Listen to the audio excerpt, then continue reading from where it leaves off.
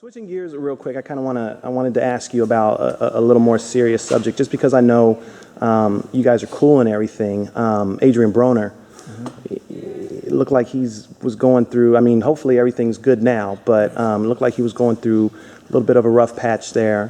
When you see something like that, does that affect you at all? When you see guys you came up with who might be dealing with certain things, because this boxing game is tough. It's tough. It's tough.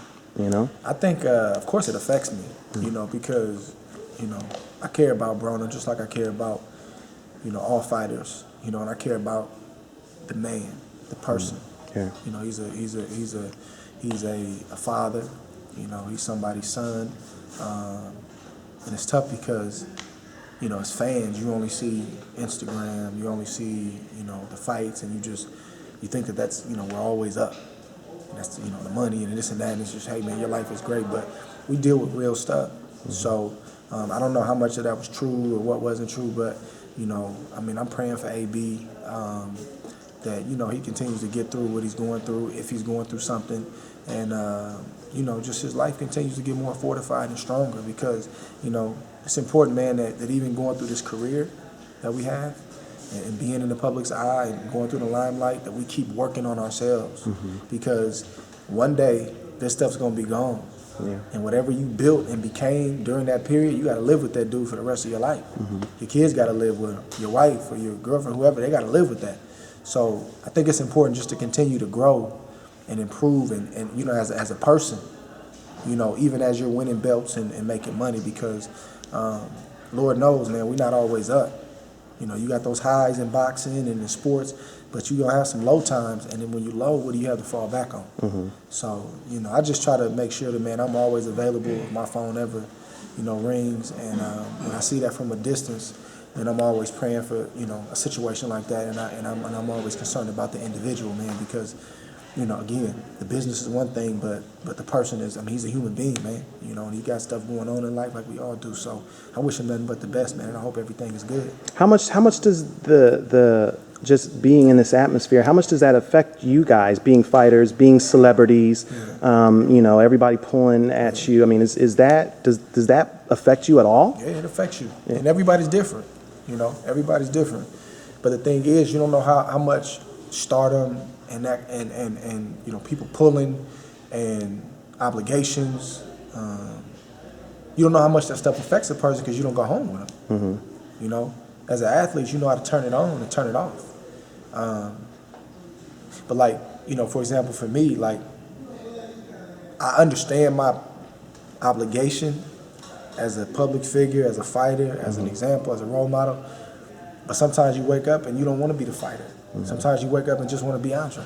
You don't want to be asked about the next fight. You don't want to be asked about how much money you making. You don't want, somebody dissecting what kind of car you drive. You just want to go, I'm trying to get a haircut, bro. I'm just trying to get something to eat, and you don't always get that opportunity. You know what I mean? So that part is tough sometimes. But this Stardom thing is tricky. It's tricky. But, I credit my faith, man, and the people I have around me. I can't say that enough, because I got brothers I can pick up the phone and be like, man, bro, this is how I feel. I got men in my life that I can call and say, man, this is how I feel. I can lean on God and be like, man, this is how I'm feeling about this, man. How should I respond? And that keeps me sane. I can't speak for nobody else. That keeps me level and keeps me on the right track, to the point where it puts all this stuff, the lights, the camera, the action, the money, in its proper perspective. It's a time and a place. That's part of my life. It's not all of my life.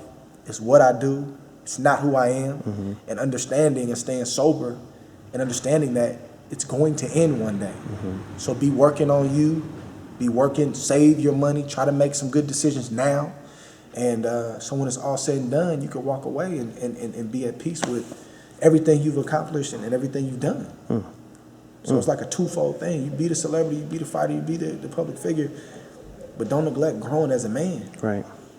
Don't get so caught up in that character to where when that's stripped away from you, you like, who am I? That's what I get concerned about, and I don't want to go out like that. Yeah. So I just, again, man, I try to surround myself with people. Like my pastor's a great example, dude. He's been there and done that. Former NFL player, You know, so Napoleon Kaufman, right? Yeah. Everything I've been through, he's been through. And I call him, he's funny because he'll laugh about this stuff. Like, oh man, don't worry about that. You're going to be all right, man. And I'm like, yeah, but do you understand what I'm saying? And he just, you know, he stays calm and he answers my questions and he helps me to make sense of the stuff I'm going through. But I'm telling y'all, for the fans out there, it's not easy, man. We make it look easy, you know. We get paid well by not showing emotion. That's what we get paid for. By not showing emotion and not showing when we dealing with stuff. So you see a dude in the public look like everything's cool, but you ain't going home with that guy. So definitely not complaining, but it's sticky sometimes, man. It's an art to learn how to deal with this stuff. It really is. Yeah, it's not easy work. It's work.